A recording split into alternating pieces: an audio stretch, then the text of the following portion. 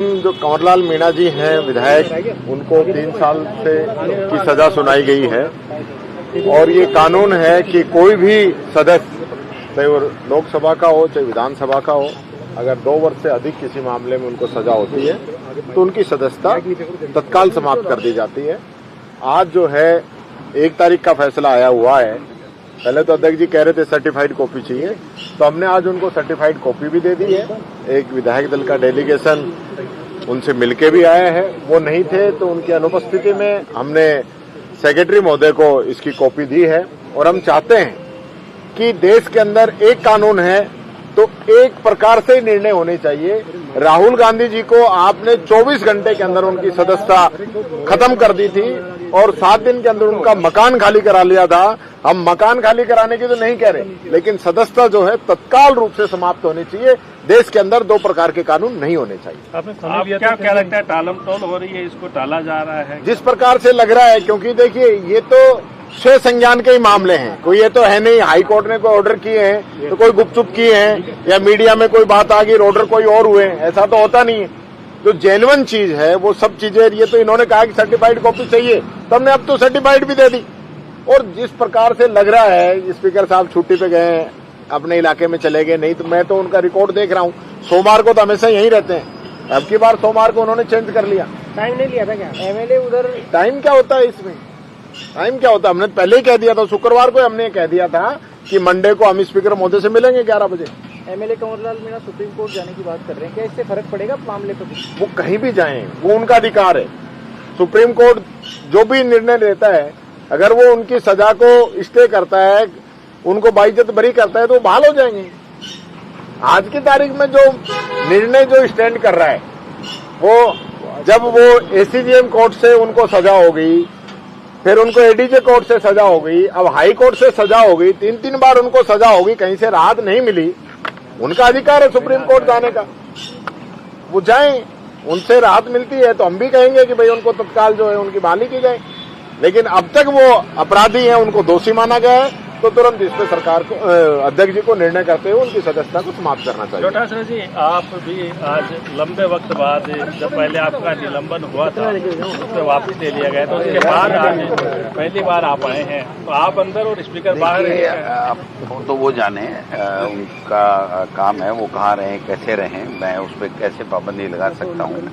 सवाल ये है कि आज एक मैसेज देना चाहिए था माननीय स्पीकर महोदय को कि नहीं, मैं सबके लिए सम्मान हूं और मैं मेरे सारे दौरे स्थगित करता हूं कि जब नेता प्रतिपक्ष प्रतिनिधि मंडल के साथ में अगर कोई ज्ञापन देने आ रहे हैं और ऐसे विषय के ऊपर जिस पे किसी बीजेपी के विधायक की कंवरलाल मीणा की सदस्यता समाप्त होगी, 100% होगी, कोई रोक नहीं सकता है, ये सर्वमान्य कानून है। तो मैं समझता हूं कि उनको यहाँ रह करके और हम के साथ बैठ करके उस ज्ञापन पे त्वरित कार्रवाई करनी चाहिए थी। फिर भी हमने सेक्रेटरी साहब को कहा है कि आप अपना काम करके उनको फाइल आज ही उन तक भेज दीजिए, और फिर उसके बाद में वो कब करते हैं क्या करते हैं देखेंगे, जो भी कानून है। सवाल ये है कि जब 3 साल की सजा रह गई, फाइनल कर दिया हाई कोर्ट ने कि ये 3 साल की सजा है, तो केवल बीजेपी का विधायक है, इसलिए बचाने के लिए उसको सुप्रीम कोर्ट में जाकर के कोई उसको राहत मिले, इसके लिए उसको समय देने की आवश्यकता नहीं है, ये कानून अलाउ नहीं करता है। इसलिए मैं तो ये मानता हूं कि उनको तुरंत प्रभाव से आज की तारीख में कंवरलाल मीणा जो अंता से विधायक हैं, वो आज सदस्य नहीं रहे हमारे कानून के मुताबिक, तो वो उनकी सदस्यता आज ही खत्म होनी चाहिए। सर, क्यों टालम टोल कर रहे हैं, क्या लगता है? अब देखिए, वो तो बीजेपी का मॉडल है, टालम टोल करो, कानून को मत मानो, किसी को फंसाओ, किसी को कुछ करो, किसी के खिलाफ झूठे केस लगाओ, अपने लोगों को बचाओ, दूसरे लोगों को, विपक्षी पार्टी के लोगों को परेशान करो। ये तो गुजरात से आया हुआ मॉडल पूरे देश में और बीजेपी रूलिंग स्टेट्स में चल रहा है।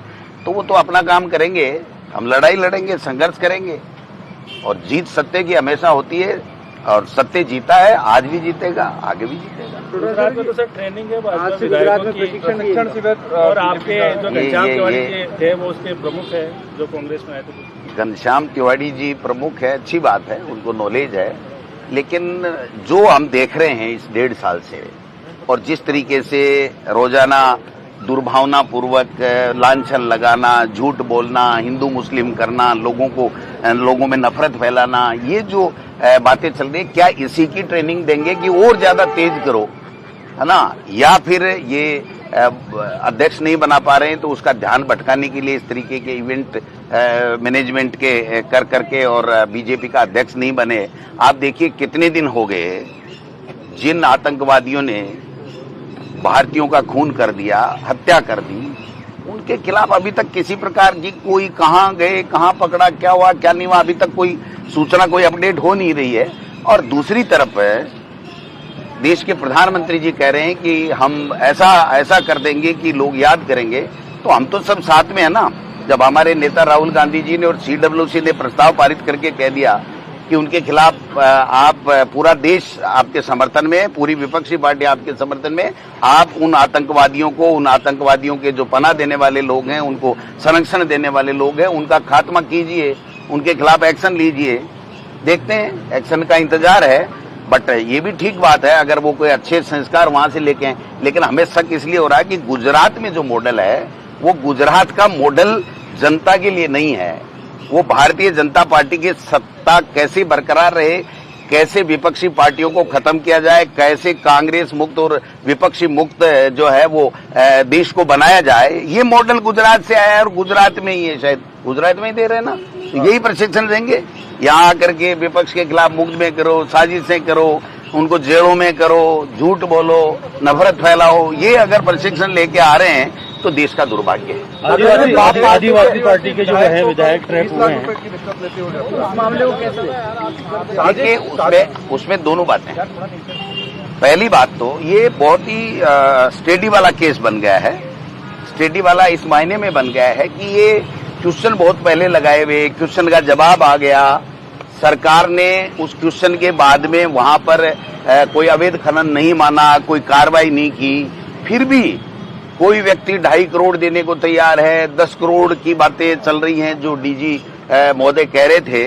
तो ये कुछ साजिश का हिस्सा लग रहा है। लेकिन हमारा ये कहना है, कांग्रेस पार्टी ये कहती है कि कहीं भी भ्रष्टाचार नहीं होना चाहिए। भ्रष्टाचार करता हुआ कोई पकड़ा जाए तो उसको सख्त सजा सरकारें दे, कोई दिक्कत नहीं है, कोई प्रॉब्लम नहीं है। लेकिन इस केस में हमको समझना पड़ेगा कि किस प्रकार से ये घुमा करके इनकी सदस्यता जो समाप्ति की और इस मामले को ले जा करके और प्रश्न के बहाने की बात कर करके जिस तरीके से ये घुमाया जा रहा है, तो अभी तक प्रारंभिक जांच हुई है, पैसे भी बरामद नहीं हुए हैं। तो ये सारी चीजें जो ACB है इसको जांच करने दीजिए, और जांच करने के बाद में दूध का दूध, पानी का पानी हो जाएगा। हम ये मानते हैं कि इसके तय तक जाना चाहिए। लेकिन बीजेपी के माइनिंग के खिलाफ भी जाना चाहिए। माइनिंग करने वाला आदमी, इतना बड़ा आदमी 10-10 करोड़ रुपए की ऑफर करे या उससे मांगा जाए, जो कह रही है ACB, और 2.5 करोड़ रुपए देने की बातें करे, तो उसके पास इतना पैसा कहां से आ रहा है, क्या आ रहा है,